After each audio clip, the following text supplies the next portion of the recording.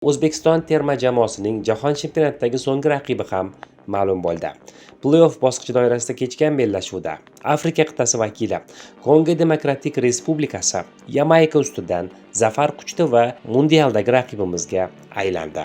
Xo'sh, terma jamoamiz Kongoni yuta oladimi? 2 bor Afrika Millatlar Kubogini yutgani bilan nom qozongan. Shuningdek, bir marotaba Jahon chempionatida ham qatnashgan.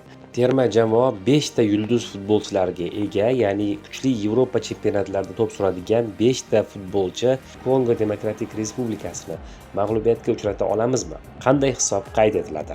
Fikringizni video izohida yozib qoldirishingizni so'raymiz. Shuningdek, kanalga obuna bo'lishni va videoga like tugmasini bosishni unutmang. Assalomu alaykum, hurmatli futbol muxlislari. Futbol panoramasi kanali o'zining dasturlarini eksklyuziv xabar bilan davom ettiradi. Ya'ni O'zbekiston terma jamoasining Jahon chempionatidagi so'nggi raqibi ham ma'lum bo'ldi. Play-off bosqichi doirasida kechgan bellashuvda Afrika qit'asi vakili Kongo Demokratik Respublikasi Yamayka ustidan zafar quchdi va mundialdagi raqibimizga aylandi. Xo'sh, terma jamoamiz Kongoni yuta oladimi? Umuman Kongo Demokratik Respublikasi qanday kuchga ega? Ushbu videoda shu xususda so'z yuritamiz. Kongo Demokratik Respublikasi qanday terma jamoa? Umuman u qanday paydo bo'lib qoldi degan savollar ko'p barchangizda tug'ilayotgan bo'lsa kerak. Qisqacha ma'lumot berib o'taman.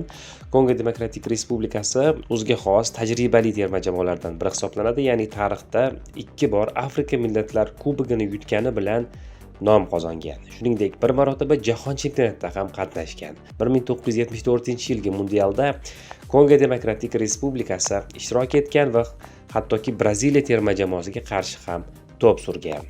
O'sha paytda mamlakat nomi Kongo Demokratik Respublikasi emas, Zoir edi. Mamlakat ma'lum vaqt Zoir deb ham atalgan. 1965-1997-yillar oralig'ida mamlakatni boshqargan prezident Mobutu Sese Seko milliylikni kuchaytirish siyosatini olib borgan.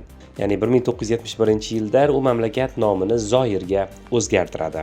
Hokimiyat almashgandan keyin 1997-yildan yana mamlakat Kongo Demokratik Respublikasi deb atala boshlandi.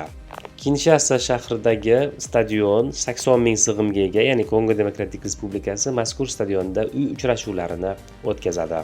Terma jamoa 5 ta yulduz futbolchilarga ega, ya'ni kuchli Yevropa chempionatlarida to'p suradigan 5 ta futbolchi mazkur mamlakat sharafini himoya qiladi. Bular Angliyaning Brentford klubi hujumchisi Yoan Wissa, Shveysariyaning Young Boys jamoasi vakili Meshak Elia, Fransiyaning Nantes klubi yarim himoyachisi Samuel Mutusami, Fransiyaning Marseille klubi himoyachisi Chancel Mbemba va Turkiyaning Beshiktosh klubi himoyachisi Artur Masuaku.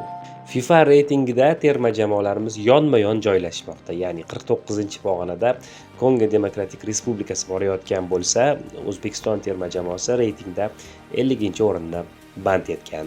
Kongo Demokratik Respublikasining o'yin uslubi ko'proq o'sha hujumchilarga tayanish, tezkorlik orqali amalga oshiriladi, tezkor hujumlar orqali amalga oshiriladi.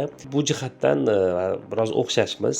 Platformalar, ekspertlar ushbu ikki terma jamoani qaysi biri kuchli degan savolga aniq javob bera olishmaydi. Ya'ni uchrashuv hammasini hal qiladi.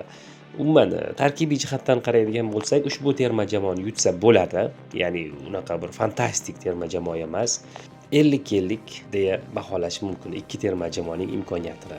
Shu o'rinda muxlislarga yuzlanmoqchimiz, Jahon chempionatida Kongo Demokratik Respublikasini mag'lubiyatga uchrata olamizmi? Qanday hisob qayd etiladi? Fikringizni video izohida yozib qoldirishingizni so'raymiz. Shuningdek, kanalga obuna bo'lishni va videoga like tugmasini bosishni unutmang. Eksklyuziv xabarlar bilan Futbol panoramasi kanali orqali tanishib boring.